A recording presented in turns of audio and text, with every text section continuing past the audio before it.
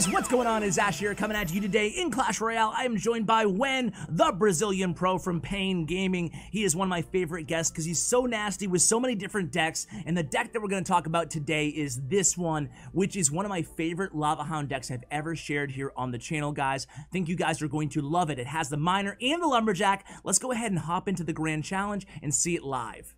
Alright, so currently Wen is, as you can see, 9-0 into the 10th match here in this Grand Challenge. Hopefully he can finish it off flawlessly. He just got 12-1 before this recording, and I reached out to him immediately, and I was like, Wen, you gotta come on the channel because this deck is so nasty. And the thing, I'm just gonna tell you right at the beginning of the video, guys, the thing that is so nasty about this deck is the one push, and there's a formula that you guys can follow to have success with it, but the one push that you can execute with this deck in double elixir is so impossible to stop if you're the opponent, and we're probably going to see it here in the live matches too. It's really this deck's kind of bread and butter, and I'm just going to tell you what the push is right off the bat here as we do connect for some damage on that right tower only 50 seconds into this first match. So the push is start out with double elixir only again, guys. Lava Hound in the back, then a Baby Dragon or an Inferno Dragon behind that Lava Hound as the first support card. Then Lumberjack behind your King Tower. Eventually that Lumberjack will obviously catch up to the rest of the push. And then after that, you can kind of react to the opponent. You can send in a Poison, or you can send in your other Dragon. So if you use the Inferno Dragon, send in the Baby Dragon at the bridge, and then you send in the Miner right before the Lava Hound's going to die. So they will have to contend with the Miner tanking for the pups. Everything will be raged up because the Lumberjack will pretty much be dead by that point. And then you'll have two Dragons raged up as well. It's so difficult to stop that push. Hopefully, again, we will see it live here. And it looks like 5-star General, I guess, we'll call him 5-star General from Red Soldiers, is playing another version of Lava Hound Miner. But this version, I don't like it as much as Wen's version, guys. It has the E-Drag, still double Dragon, but no Inferno Dragon. Instead of the Inferno Dragon, he's playing the Electro Dragon, and we'll see how Wen does. So far, so good here. Of course, one thing to consider in this matchup specifically, his Electro Dragon does counter our Inferno Dragon, so we'll see how he negotiates that kind of awkward matchup within the matchup. So we have the Lava Hound in the back. We are in double elixir time, so let's see if he does it. Baby Dragon behind the Lava Hound. This is a little bit different. I'll see if he does it. He doesn't do the same exact formula here because obviously he's against a Lava Hound deck. He needs to stop the oncoming Lava Hound, but we'll see it in other matchups. This one a little bit unorthodox, but here it is. Here's our Lumberjack against their Miner. We use the Barbarian Barrel as well. That's going to kind of tank for the pups on defense. And then we have the Lumberjack going on the other side of the arena.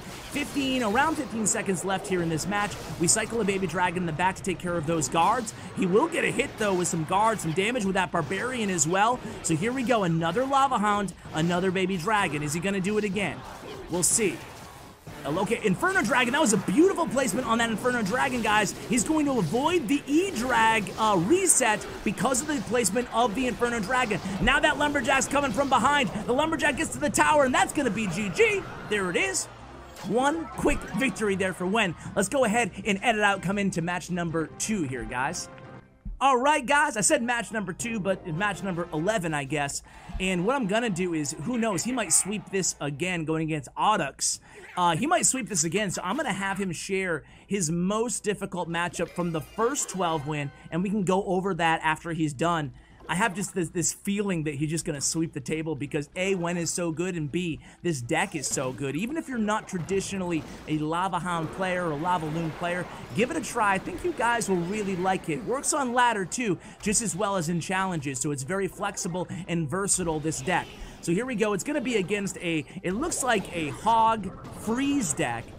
I think it's similar to the simple deck that we shared here a few times on the channel, guys. This version has Skarmy, I believe Freeze, Mini P.E.K.K.A, and Dark Goblin would be his last 3 cards, but we'll have to wait and see. You never really know. Sometimes people change these decks every day. It's hard to keep up with. So here it goes, a Lava Hound. Let's see how he handles a Lava Hound push in single elixir time here, only a minute into this match. So we go against the princess here. He's going to wait till he gets close to full elixir or all the way to full elixir so he can react to the opponent. He's going to play that baby dragon. Baby dragon helps out against those bats. Then he sends the miner in as an assassin right on that princess. Obviously, princess being the best counter to his pups. A nice Skarmy by the opponent, though, able to mitigate that damage. Now we have a hog and a bunch of skeletons coming down, but a nice barbarian barrel. That's going to hold the hog probably to 1 hit. Meanwhile, look at our baby dragon, guys. Baby dragon's going to get, what, 2 or 3 hits on that right tower, taking it down to 1869. Our tower is down to 1742, but remember, only 15-20 seconds left here in single elixir time.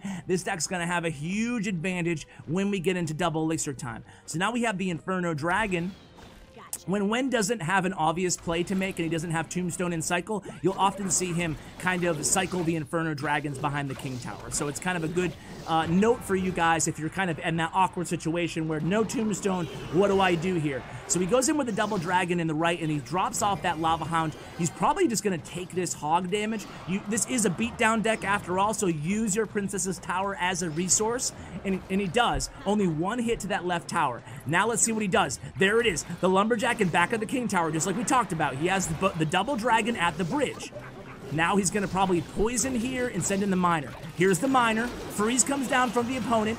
And where's that poison? Where's that poison? There's the poison. Now check this out. Lumberjack's going to die. And how is the opponent supposed to stop that? How are they supposed to stop that push? And that is textbook exactly what I'm talking about. Double Dragon Lava Hound Miner going in before the Lava Hound pops, and then the Lumberjack dies. Rage is there. Good luck defending that push. It's so strong. And the freeze is down. Not enough time. That's going to be GG. Come back to you guys for match number 12. All right, guys, here we go. Can he go 12-0 with this deck? I have a feeling he probably can, but we'll see what he's faced up against here by Anton. Again, as I mentioned, guys, I will share the most difficult matchup. I think it's a Splash Yard matchup with Inferno Dragon, Baby Dragon, and NATO, and Freeze in the deck. And this matchup here is going against Inferno Dragon, so this could potentially be another difficult matchup. We'll see what deck they're playing with a Valkyrie as well. So I don't know what this deck could be, but we'll see. We go in with the Inferno Dragon. They play Archers. I'm thinking maybe Graveyard or something out of the opponent here. Time will tell. So our Inferno Dragon beats up on that other Inferno Dragon and then lives to tell the tale of how he destroyed one Archer as well. We're going to go ahead and reload with that Tombstone. Expo! Oh my god, man. This meta is so wild. You never know what you're going to be facing here. So it's an Expo deck. We go in with the Barbarian Barrel, which is great against Expo. But remember, we have the Bar Barrel, we have the Tombstone, we have the Lumberjack, and the Miner. So unlike a deck where you do, a normal Lava Loon deck, you only usually have 2 ground options. You usually only have a Tombstone in Skarmy or Tombstone in Guards. You don't really have 4 ground options. So against this matchup, we actually are way better suited to potentially win than we would with the traditional Lava Loon deck. Of course, we don't have the balloon as we would in the Lava Loon deck either, so that's kind of something on the other side of the equation. But we're going to go in with a Lumberjack here at the bridge. Then we're going to have, eventually, a raged up Inferno Dragon.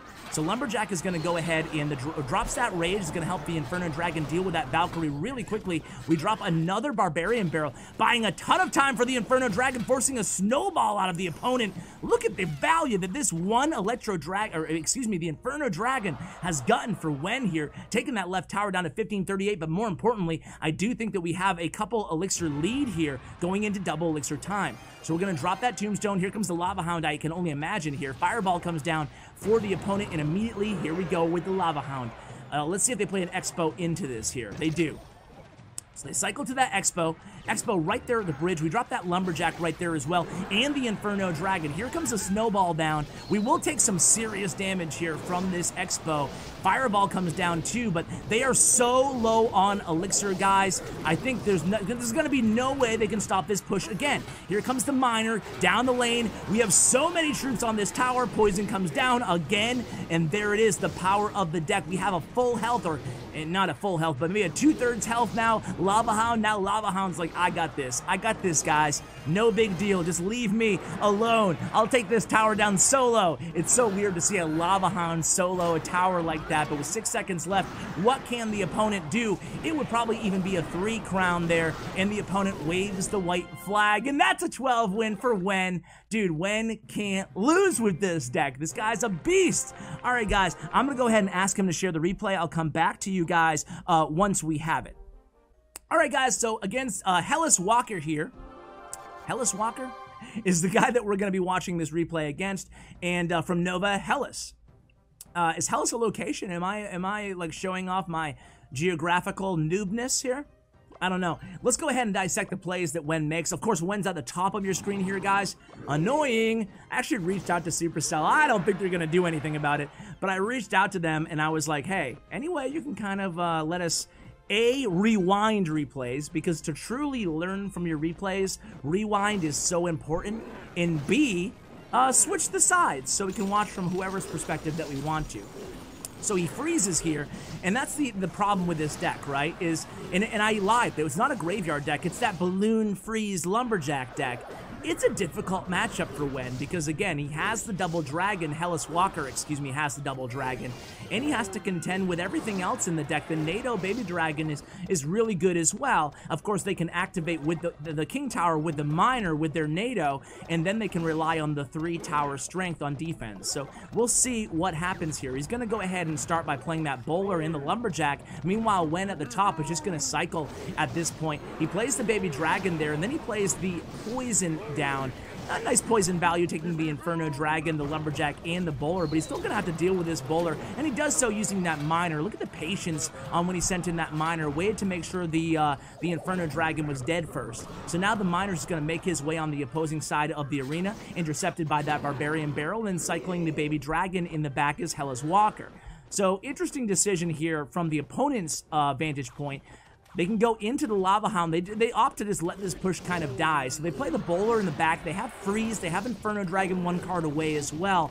We play the Inferno Dragon when that is, plays the Inferno Dragon as well. So again, a double Dragon push here. He's just going to Freeze Inferno Dragon this. I think. There it is. Freeze down, Inferno Dragon down. And that's going to clean up nicely, and that's the power. That's why I said it was a difficult matchup, right? Because, check it out, the Inferno Dragon plus Freeze can pretty much wipe out this entire push. Takes care of both of the dragons, and then poisons down. NATO's going to pull everything together for that Baby Dragon. We do get some chip damage with that Miner, and look at how strong this deck has been so far on defense. Perfectly timed Barbarian Barrel there for Wen.